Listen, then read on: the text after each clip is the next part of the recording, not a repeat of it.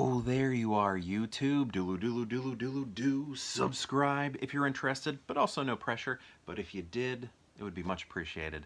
Okay, we're going to do a random ranking today, and lately I've been doing random rankings with Disney movies in preparation for a project, a multi-day project that I hope to drop on Monday. We'll see what happens. But yes, so we're going to do a random ranking with Disney movies. I'm going to pick 3 movies from my Disney collection beside me, and then we'll rank those movies from most favorite to least favorite. I'll rank them here in the video, and if you'd like to rank them in the comments below, please feel free to do so. Let's get to picking some Disney movies. Okay, what do we got? 1, 2, I feel like most of my Disney movies are Blu-rays, where most of my collection in full is not, but the Disney ones are. I don't know how that happened. Okay, what do we got? Oh, yeah. Oh, wow. These are all very good. Oh, man. Okay, so, oh, man. Okay, so Mulan here. This is our first movie.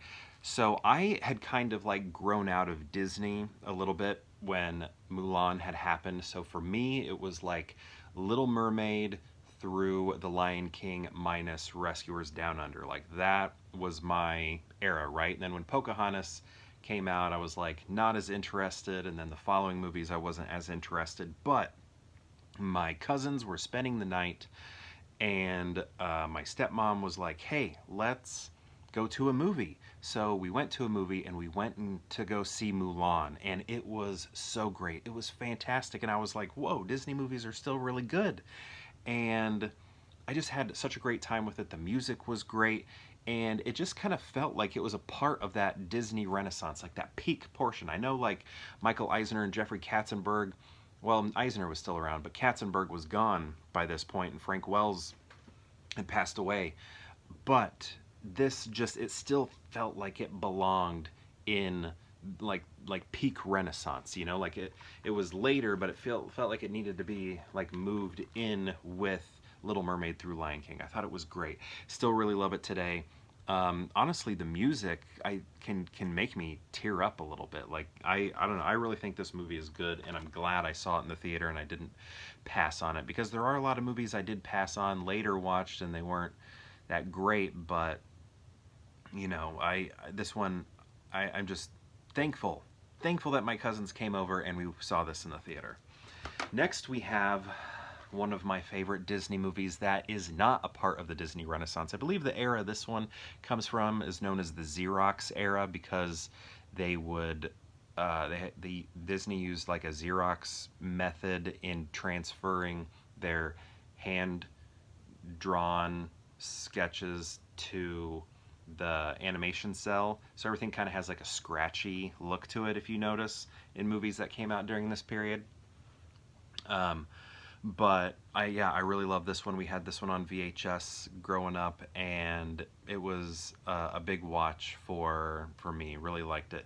And I don't know, like Cruella, she's it's I don't know, I mean, maybe this isn't, how common is this? I guess, I don't know, maybe this is normal, but she's not a fantastical villain, you know, she's grounded, but I guess like Gaston is too, so maybe that's not as rare as it seems, but Scar, you know, I guess would be.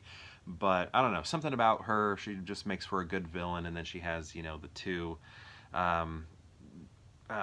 dudes that she's, you know, sicking on the dogs and everything. I don't know. It's really good. It's beautiful. I love the art in it, the art style. Like when you're looking at the backgrounds, they're so good. It kind of has like a type of watercolor to it. I'm sure that was popular during the day, where it's like you have the outline of the drawing, and then the color is just a little off. It's a little skewed to where it doesn't quite fit in. I don't know, look at the interiors of Roger's apartment and the cityscapes. They're just very beautiful.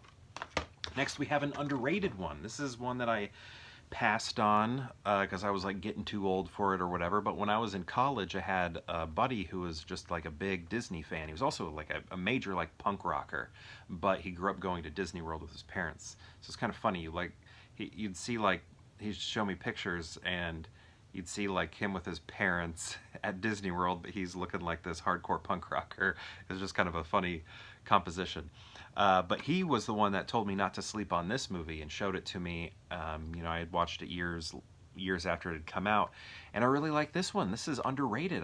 It's too bad this came out when it did, when Disney was kind of like lacking a little bit, and I think by this point Pixar had picked up and people were more interested in that sort of thing. But this is a good movie, has really cool animation with it, 2D and 3D, but not just like 3D environments, but a blend when it comes to the characters. Like this character right here is sort of the 2D animation here, but his hand has the 3D animation. His arm does. It's very cool. I think maybe this character is 3D animated too, if I remember right. But that's kind of what intrigues me about this, is how beautiful it looks, and the like almost mixed media that they use, animation styles, is really great. But yeah, Treasure Planet, Treasure Island, you know, it's basically that story, but in sci-fi. I wish like Epcot or what is that, Tomorrowland, Tomorrow World, Tomorrowland in the Magic Kingdom theme parks would capitalize on this and make a ride based on this, because I just think that would be really cool. And it's, you know, always in the future, so it would work for Tomorrowland. And sure, it's not a popular movie, but like reinvigorate it, make it exciting for people. Take an old movie and turn it into this great epic ride, similar to what they did with like Splash Mountain, this old like forgotten movie. I mean, you know, it has definite problems and everything, but it was like this old movie that they turned into a ride like in the 90s, and then it became a hit. Like I feel like they need to do that with this. It's an old movie, but make a really fresh, new, fun ride with it and make it a hit again. Make people love this movie. I think that would be great for Disney to do. Disney Imagineers, hire me. I mean, I wouldn't be that helpful. That's my only idea. Anyway, now we have to figure out how to rank these, and I think I know what I'm going to do. I think this is what I'm going to do. I think I'm going to go 101 Dalmatians. I just love that movie, and it holds a lot of nostalgia for me. For the longest time, if people ask me to, who's asking me to do this? For the longest time, I'd write in my notebooks alone when I'm ranking movies.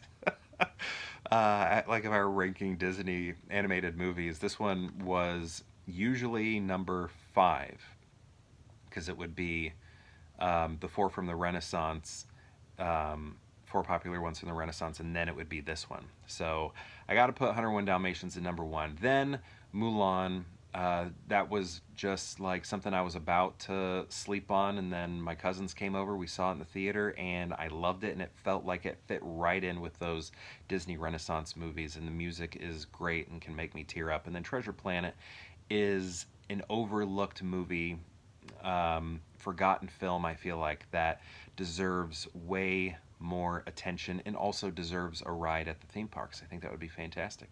Anyway, my question to you is, have you seen these movies? And if so, what do you think of them? And if you've seen all 3, how would you rank them? I'd love to know. Let me know in the comments below, and perhaps I'll see you tomorrow for more Pure Hangout.